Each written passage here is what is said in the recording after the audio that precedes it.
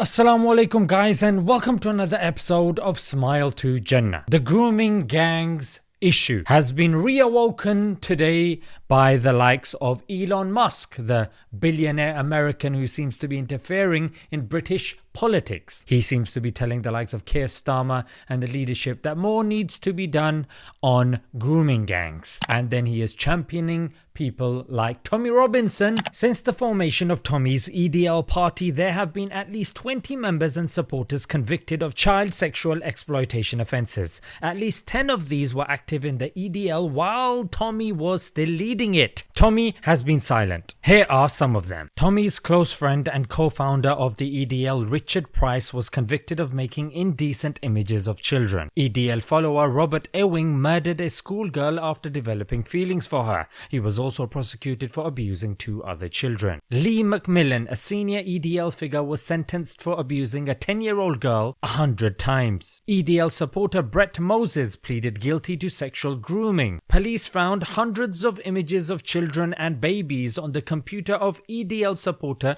John Broomfield. EDL member Michael Coates was charged with a series of sex offences. Elliot Jones was convicted of trying to incite a child into sexual activity. Mark Sleman was a EDL supporter who had been imprisoned for 9 years for the kidnap and rape of a 10-year-old girl. EDL member Matthew Woodward was charged with possession of images of children as young as 10. EDL supporter Michael Kinner was jailed after police found inappropriate images of a schoolgirl. Tommy shared the stage with Billy Charlton, who was found guilty of distributing an indecent photograph of a child. And not to mention, Tommy nearly collapsed the trial where victims went to get justice. Since Tommy left the EDL in 2013, the group continued to attract support from child abusers and sex offenders, such as Bradley Daniel had inappropriate images of minors and was caught meeting an underage girl. Alan Bolter was a pedo from Grimsby. Pete Gillett was jailed for child sex abuse. Luke Atkinson was jailed for child sex offences. Bruce Caldwell is on the sex offenders register. Then he jumping on Nigel Farage saying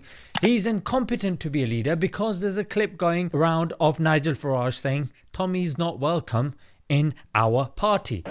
Would you accept Robinson as a member of your party? You quit UKIP over the association with him last time. No. Look, Robinson has been to prison many times for many things. Mortgage fraud, passport problems, you name it. He's got his own campaign. We are a political party aiming to win the next general election.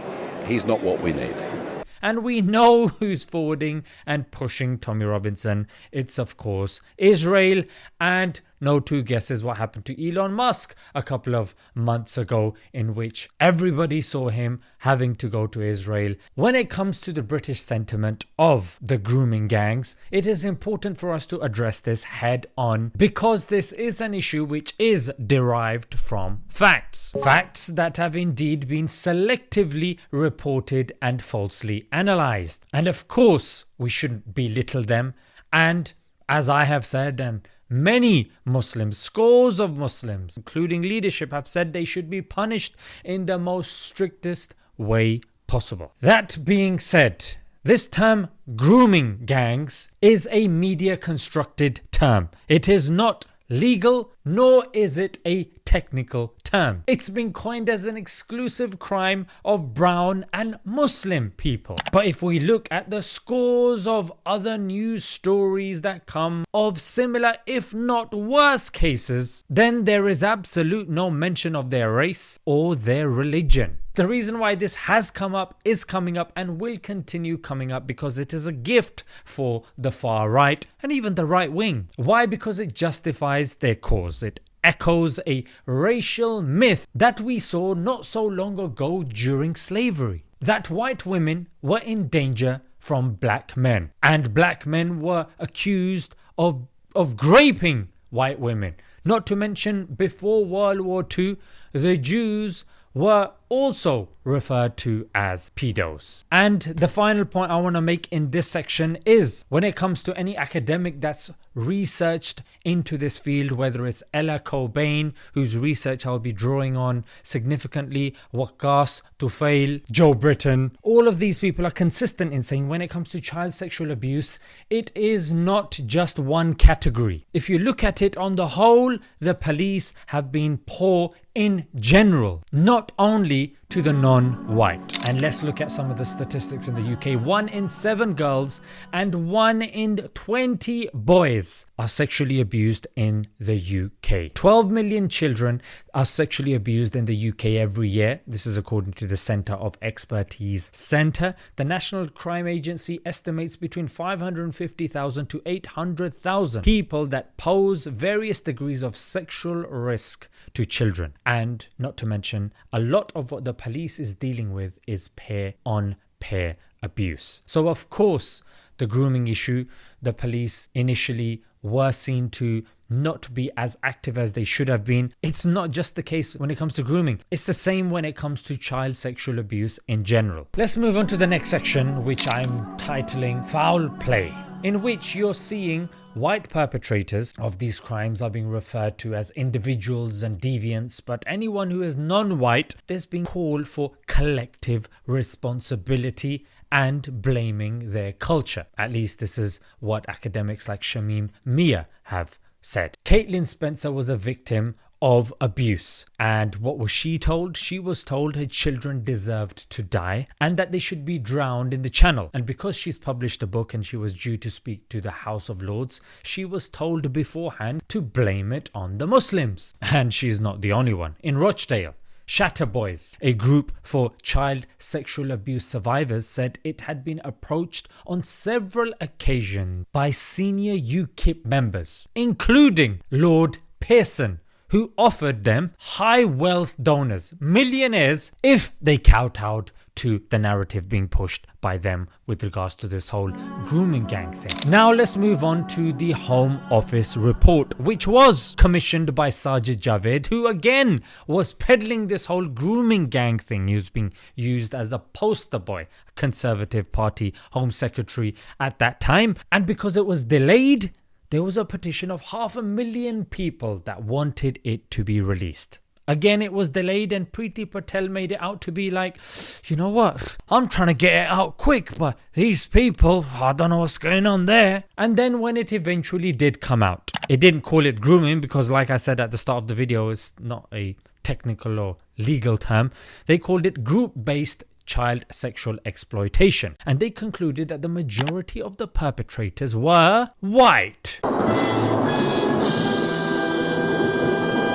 and also that the victims were also boys and ethnic minorities, not just solely white women as many make it out to be. And then, echoing a point that I mentioned at the beginning, the Home Office released something called a literature review accompanying the main report, saying that it's dangerous to racialize abuse because number one, it's harder to respond to abuse effectively, and number two, it stigmatizes communities as well. And of course, Priti Patel, which was causing issues before the release, was one of the high profile people to cast aspersions and doubts on it and saying, boys, this is clear, it's certain communities, you know what I mean? Just waffling.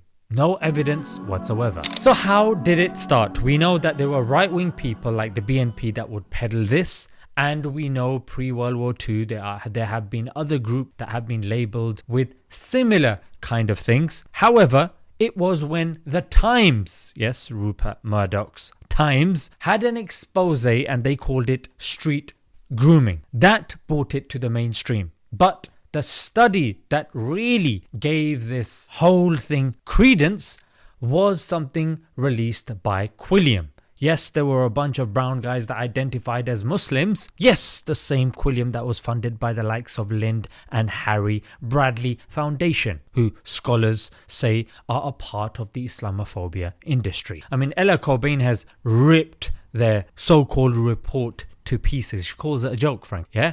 So they released a report in 2017 and they said 84% of grooming gang offenders were South Asian, Pakistani origin, Muslim heritage. What happened? The news headlines ran with this. They weren't the only ones. You had Ayan Hirsi Ali who referenced this, Middle Eastern Forum that referenced this. Many newspapers went with this headline, Sunday Times and the likes. Even Tommy Robinson, who was caught at one of these trials that were taking place in Huddersfield, and he nearly spoilt the trial. So then he was held in contempt of court, and one of the evidences that he brought forward was the Quilliam report. So you know this report was big. Well, the experts that looked into this report say it didn't say where the data came from, nor did it say its source of funding, and nor did it have any peer review done to it. Well, frankly, that's straight in the shredder, mate. If that's not all, the authors had no expertise in the field or around basic data analysis. Ouch. Let's get to the nitty gritty now. They only looked at,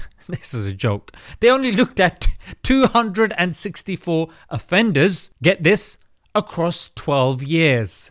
So that's on average 22, only 22 offenders a year. And let's put this in perspective here. In 2016, there were 6,687 offenders just in England and Wales. They made conclusions on the victims when people that follow these cases know that the victims have anonymity protection. They actively denied black and brown victims when Dr. Ella Cobain herself has worked with them. And of course, and this is the key bit, the authors claimed to be quote-unquote Muslim, which provided legitimacy to the far-right groups that said, hey, their own people are saying this, so it must be true. And then this was taken on by the politicians. You had Labour's Sarah Champion, who wrote an article in The Sun, and you had Suella Braverman, the Conservative MP, who wrote an article in the Mail on Sunday, all of them pushing the same thing. UKIP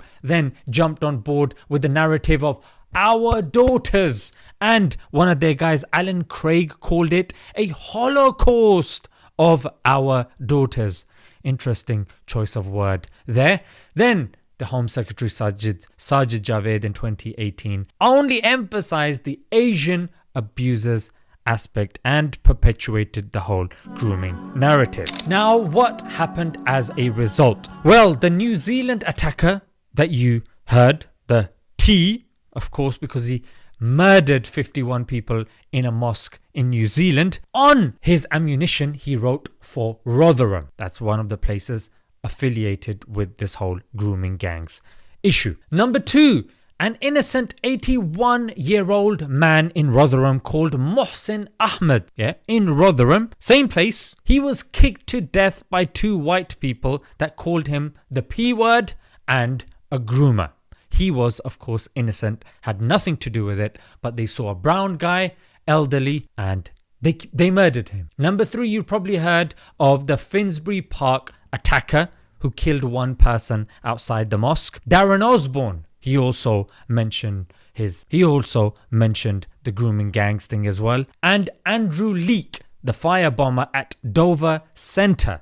He also referred to it as well after firebombing it and then taking his own life. So that is the academic background behind all this. I will try to post some links in the description for those of you that want to read further into this. Let's leave it there, guys. Until next time, Assalamu alaikum.